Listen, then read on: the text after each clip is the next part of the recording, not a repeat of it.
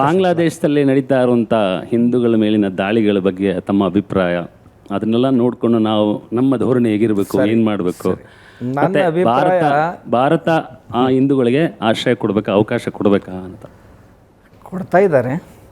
ಅದ್ರ ಸಲುವಾಗಿನ ಕಾನೂನು ಮಾಡಿದ್ದಾರೆ. ಆದರೆ ಭಾರತ ಇದರಿಂದ ಕಲಿಬೇಕಾದದ್ದು ಏನು ಅಂದರೆ 51% ಹೆಚ್ಚು ಮುಸಲ್ಮಾನರು ಈ ದೇಶದಲ್ಲಿ ತಯಾರಾದರು ಅಂದರೆ ಸಂವಿಧಾನ ಉಳಿಯೋದಿಲ್ಲ, ಧರ್ಮನಿರಪೇಕ್ಷತೆ ಅಂತ ಏನೀಗ ಹೇಳ್ತಾ ಇದ್ದಾರೆ ಅದು ಉಳಿಯೋದಿಲ್ಲ, ಈ ಸಾಮರಸ್ಯ ಅಂತ ಏನಿದೆ ಅಲ್ಲ ಈಗ ಸಮಾಜದಲ್ಲಿ ಎಲ್ಲರೂ ಅದು ಉಳಿಯೋದಿಲ್ಲ.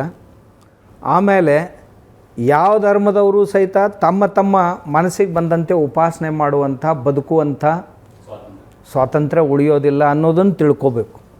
ಅದರಿಂದ ದೊಡ್ಡ ಪಾಠ ಅಂದರೆ 51% ಅವರಾದರೂ ಮುಗಿದೋಯ್ತು. ಅದಕ್ಕೆ ಭಯಪಡಿಸೋದಲ್ಲ, ಸಮಯ ಬಂದರೆ ಅದ್ರ ಮುಂದಿಂದು ಅದ್ರ ಮುಂದಿಂದು ಮಾಡೋದು. %ಗಿಂತ ಹೆಚ್ಚು ಮುಸ್ಲಿಮರಿರುವ ಯಾವ ದೇಶ ಹೇಳಿ ಉಳಿದಿದೆ ಅಂತ ನೀವು ಯಾವುದೇ ಒಂದು ದೇಶದ ಹೆಸರು ಹೇಳಿ. 51% ಮುಸಲ್ಮಾನರ 51% ಮುಸ್ಲಿಂ ಜನಸಂಖ್ಯೆ ಜಾಸ್ತಿ ಆದಂತ ಯಾವುದಾದ್ರೂ ದೇಶ ಜಾತ್ಯತೀತ ಉಳಿದಿದೆ ಸಂವಿಧಾನ ಹೇಳಿ. ಆ ದೇಶದಲ್ಲಿ ಕಾನೂನು ಎಲ್ಲ ಧರ್ಮದವರಿಗೂ ಸಮಾನ ಅವಕಾಶಗಳಿದಾವೆ ಅನ್ನುವಂತ ಒಂದು ಹೆಸರು ಹೇಳಿ. ನೀವು ಯಾವ್ದಾದ್ರು ಒಂದು ದೇಶದ ಹೆಸರು ಬೇರೆ ಕಡೆ ಆಗಿರುವಂತ ಸಮಸ್ಯೆ ಬೇರೆ ಕಡೆ ಎಲ್ಲ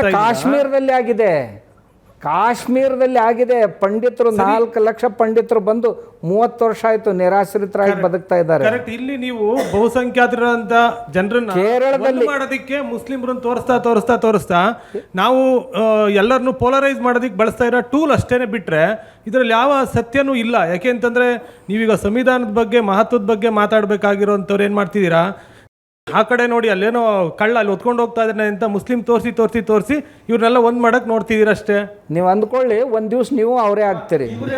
ನಾನು ಕೂಡ ನೀವೇನು ಹೇಳ್ತಿರಲ್ಲ, ಇಂಥವ್ರೇ ದೇಶ ಹಾಳು ಮಾಡೋದು. ಇಲ್ಲ, ಇನ್ನೊಂದು ದಿವಸ ನಾವು ಎಲ್ಲ ಅಲ್ಲೇ ಸಾಮಿಲ್. ಕೇರಳದಲ್ಲಿ ನಾನು ನೋಡಿದ್ದು ಕೇರಳದಲ್ಲಿ ಪರಿಸ್ಥಿತಿ ಏನಾಗಿದೆ, ಕೇರಳದ ಈ ಕರಾವಳಿ ಏನಿದೆ ಬೆಸ್ತರೆಲ್ಲ 100ಕ್ಕೆ 100 ಮುಸಲ್ಮಾನರಾಗಿದ್ದಾರೆ. ಆಮೇಲೆ ಕೇರಳದಲ್ಲಿ ವ್ಯಾಪಾರ ಎಲ್ಲ ಮುಸ್ಲಿಮರ ಕೈಯಲ್ಲಿ ಹೋಗಿದೆ.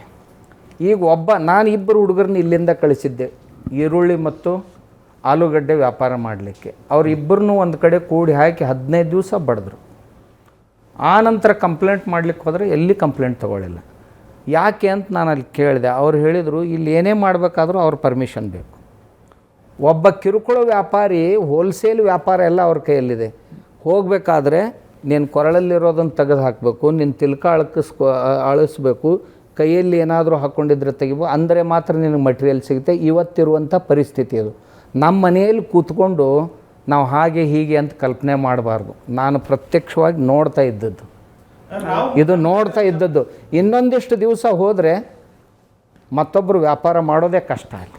ಎಸ್, ಧನ್ಯವಾದ ಸ್ವಾಮೀಜಿ. ಇಷ್ಟೊತ್ತು ನನ್ನ ಪ್ರಶ್ನೆಗಳಿಗೆ ಮತ್ತು ಆಹ್ವಾನಿತರೆಲ್ಲರ ಪ್ರಶ್ನೆಗಳಿಗೆ ಉತ್ತರ ಕೊಟ್ಟಿದ್ದಕ್ಕೆ ತಮ್ಮೆಲ್ಲರೂ ಕೂಡ ಧನ್ಯವಾದ. ಇದರೊಂದಿಗೆ ಇವತ್ತಿನ ನ್ಯೂಸ್ ಅವರ್ ಸ್ಪೆಷಲ್ ಮುಗಿಸ್ತಾ ಇದ್ದೀನಿ. ಮುಂದಿನ ವಾರ ಮತ್ತೊಬ್ಬ ಅತಿಥಿಯೊಂದಿಗೆ ಮತ್ತೆ ಬರ್ತೀನಿ.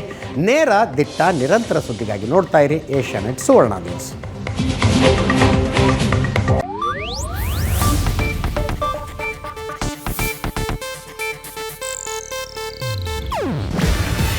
ಇದು ಏಷ್ಯಾನೆಟ್ ನ್ಯೂಸ್ ನೆಟ್ವರ್ಕ್ ಪ್ರಸ್ತುತಿ. ನೀವು ನೋಡ್ತಿದ್ದೀರಾ ಏಷ್ಯಾನೆಟ್ ಸುವರ್ಣ ನ್ಯೂಸ್.